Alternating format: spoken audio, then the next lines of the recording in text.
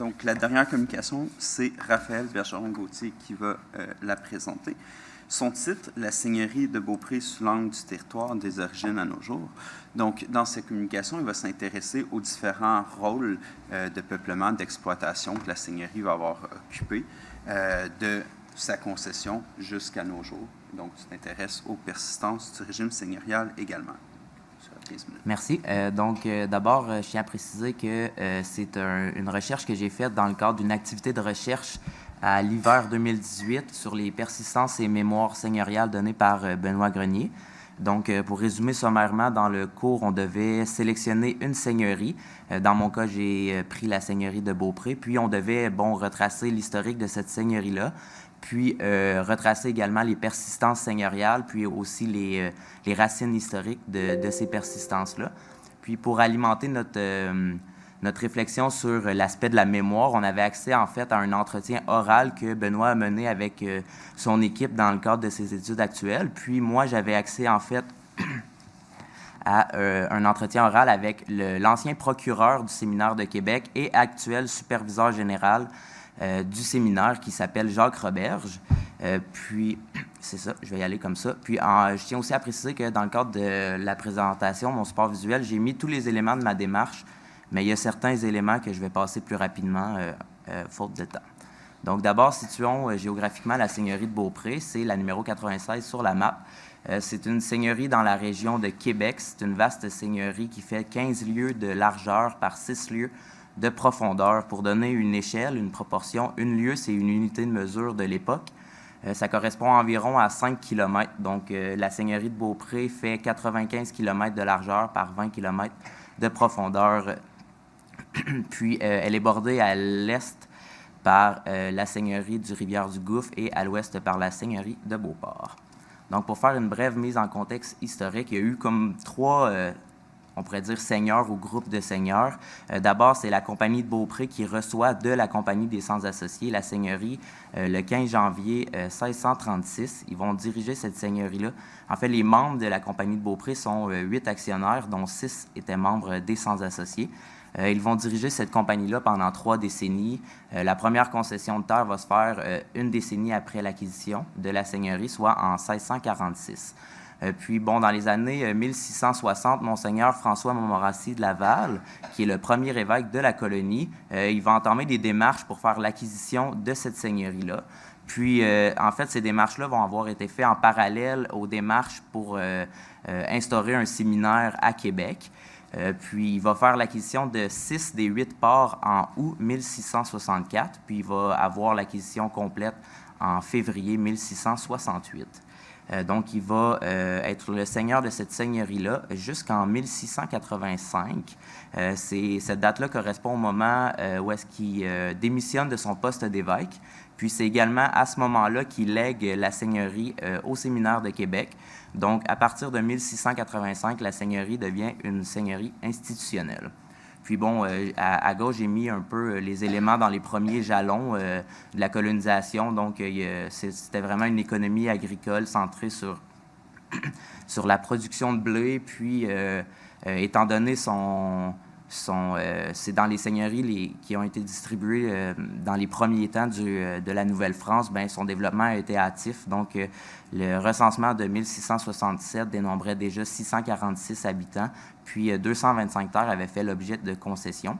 Il y a également eu l'opportunité de mettre en place une justice seigneuriale qui a été abolie au moment de la conquête en 1760.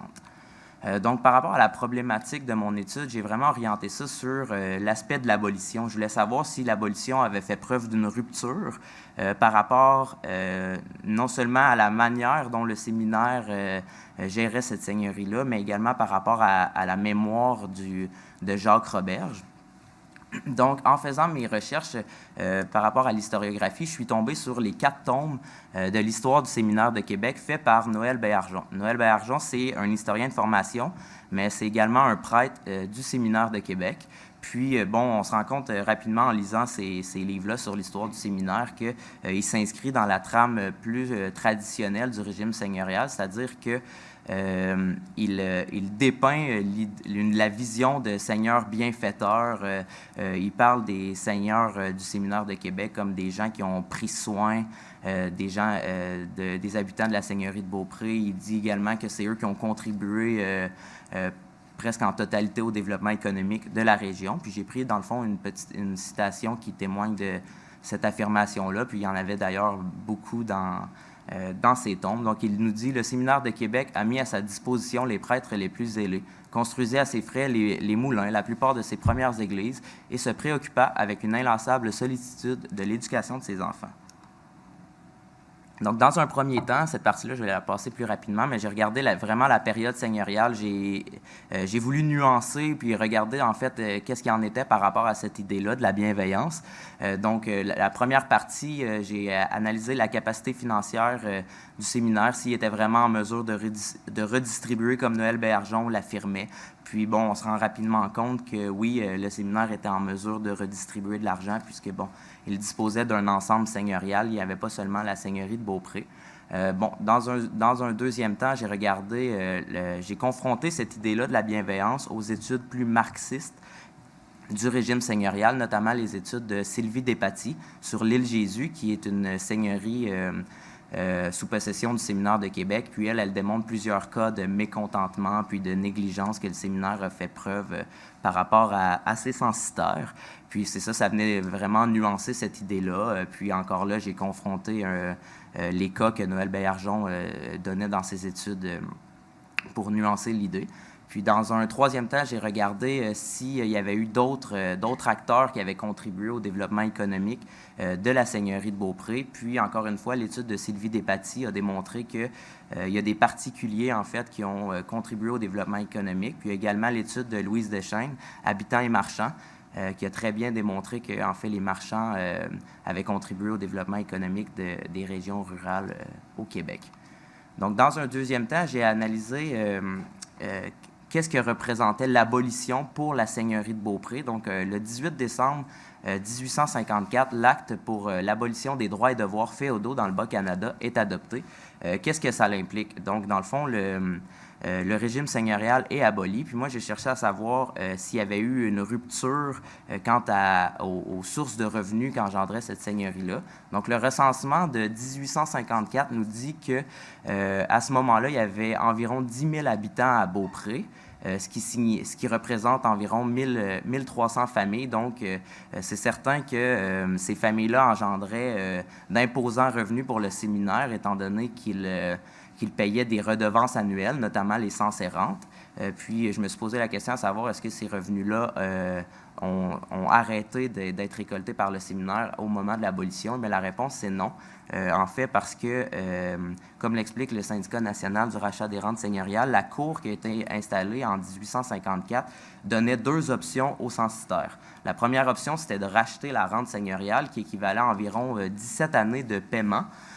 Puis la deuxième option était de continuer à payer ce qu'ils ont appelé une rente constituée, qui représentait en fait le même montant que la rente payée sous le régime seigneurial. Puis les archives démontrent qu'il y a plus du 2/3 des habitants de Beaupré qui ont continué à payer cette rente constituée-là. Donc, il y a vraiment une continuité par rapport aux revenus générés par la seigneurie de Beaupré.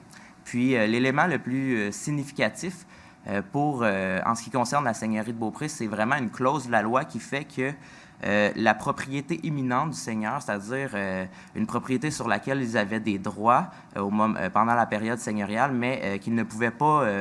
c'était pas une propriété privée au sens libéral du terme, comme on l'entend aujourd'hui, est devenue un domaine privé. Donc, ça l'engendre pour le séminaire qu'en 1854, il tombe propriétaire du plus vaste domaine privé de l'Amérique du Nord, qui a une superficie de 1600 km².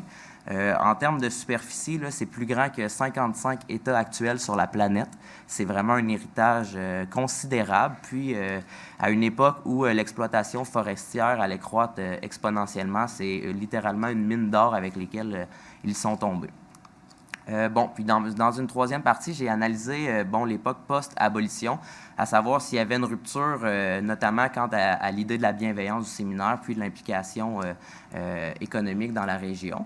Dans un premier temps, j'ai regardé l'abolition progressive de 1854 à 1940, notamment par rapport aux rentes constituées.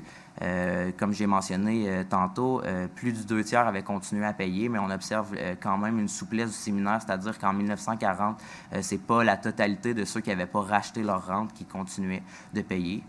Donc, on pourrait voir ça comme une forme de bienveillance à ce niveau-là. Dans un deuxième temps, j'ai vraiment voulu comprendre la mémoire du séminaire actuellement, notamment par rapport à l'entretien du chanoine Jacques Roberge. En analysant l'entretien, j'ai constaté qu'il y avait vraiment une affiliation d'idées entre les propos que Noël Béhargeon, l'historien et prêtre du séminaire que j'ai présenté précédemment, entre ses propos et ceux du chanoine. Donc, par exemple, lorsque les deux parlent des origines et de François de Laval, ils vont utiliser une terminologie très similaire, c'est-à-dire qu'ils voient François de Laval comme un génie, un homme d'affaires exceptionnel, ils vont le louanger abondamment.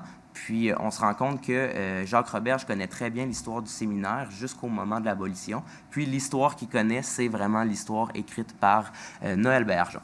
Puis, par rapport à la mémoire de l'abolition, Benoît Grenier lui pose une question pendant l'entretien, lui demande s'il peut parler un petit peu plus de ce que représentait l'abolition pour le séminaire. Puis il dit ne pas avoir lu sur la question et il ne peut pas s'avancer sur cette question-là puisqu'il n'y aurait pas d'éléments de réponse à donner. Donc, ça témoigne en fait que pour le séminaire, l'abolition ne fait pas preuve de rupture. Il voit ça comme une continuité par rapport à la période seigneuriale. Puis, si on extrapole un peu, j'ai été en fait sur le site du séminaire de Québec. Puis, dans la rubrique historique, il y a le même constat qui ressort. Il n'y a aucune mention de l'abolition du régime seigneurial. Les seules mentions qui sont faites, c'est par les origines, donc François de Laval, l'acquisition de la seigneurie, puis l'histoire plus récente, c'est-à-dire le 20e et le 21e siècle. Donc, on voit vraiment une continuité. Puis, c'est ça, dans le fond, comme je l'ai mentionné, Jacques Roberge voit une continuité de la bienveillance. Il dit même que dans l'entretien qu'actuellement, le séminaire a une très bonne relation avec les gens qui fréquentent les clubs de chasse et pêche dans la région, puis qu'ils s'entraident et que, c'est ça, ils ont une bonne relation. Donc, ça concorde avec cette idée-là de continuité. Puis, dans la dernière section de mon travail, j'ai regardé qu'est-ce qu'il en était de la seigneurie de Beaupré actuellement. Puis, je me suis rendu compte que au niveau de l'investissement, de la contribution pour le développement économique, le séminaire de Québec est très impliqué dans la région. Donc, ils investissent dans 3 volets de développement économique. Le premier volet, qui est le plus important, c'est justement l'industrie forestière. Donc, ils exploitent le domaine privé qu'ils ont hérité de l'abolition dans une optique de développement durable. Puis, dans la saison estivale, ça crée environ 400 emplois.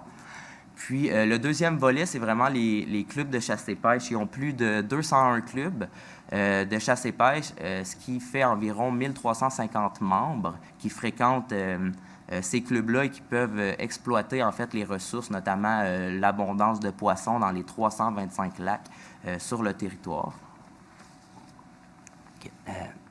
Sur le territoire. Puis, il y a le troisième volet de développement économique, c'est vraiment par rapport au développement éolien.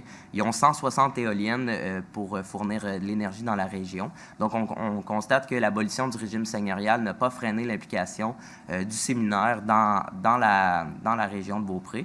Puis, finalement, pour conclure mon travail, je me suis questionné à savoir, évidemment, sur les persistances seigneuriales, est-ce que cette situation-là était perçue davantage par rapport à une persistance du régime seigneurial, donc un héritage de l'abolition, par exemple, ou s'il y avait d'autres causes? Puis, on se rend compte rapidement, en fait, que ce qui prime, c'est davantage le patrimoine religieux. En fait, tout tourne autour de François de Laval, puis de son acquisition. Puis le séminaire dans la région est plus perçu comme les prêtres de la région plutôt que comme des seigneurs de la région. Puis, est-ce que ça s'explique par rapport au fait que ça fait plus d'un siècle et demi que le régime seigneurial est aboli et que le territoire est privé, donc les gens n'ont pas eu, les gens qui ont colonisé le sud de la seigneurie n'avaient pas accès à ce territoire-là, donc ça a effacé les mémoires. Puis aussi, les prêtres du séminaire étaient absents dans la seigneurie, donc il n'y a eu aucun domaine, donc il n'y a pas de patrimoine bâti. Puis, j'ai pris une citation, en fait, qui témoigne de ça. Ça provient du site Internet de la MRC de la région de la Côte-de-Beaupré. Dans le fond, ils expliquent, ils veulent attirer les gens, puis ils disent « Venez voir notre patrimoine ». Puis, dans l'extrait, il n'y a aucune mention du patrimoine seigneurial. Puis, je conclurai sur les propos de Jacques Roberge qui dit que, en plus du patrimoine immatériel, François de Laval nous a légué ce patrimoine matériel auquel on veille, comme on veille sur un bien de famille depuis 350 ans.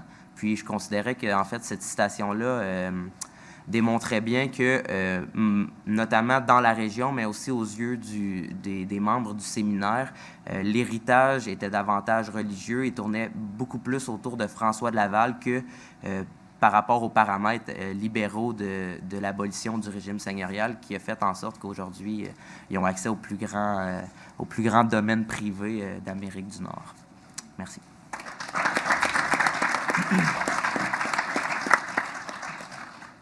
Merci beaucoup, Raphaël. Donc,